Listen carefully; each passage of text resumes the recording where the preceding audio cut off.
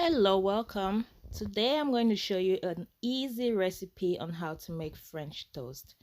French toast is one of the things that it's really easy to make, really tasty. Sometimes you have to keep the recipes not complicated, and here is one of them. So we're gonna need a batter for our bread.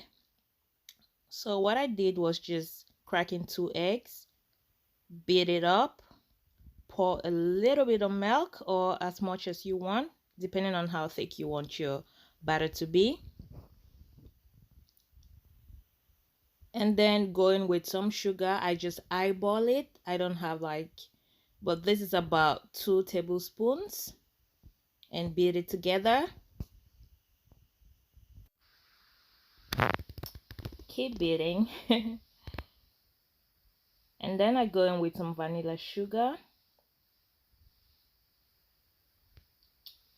As you can see, cinnamon. And that's how it goes. And just mix it up together. And for this recipe, my son wanted to help me, so you see him stirring. And the rest of the video, you're just gonna see how it plays.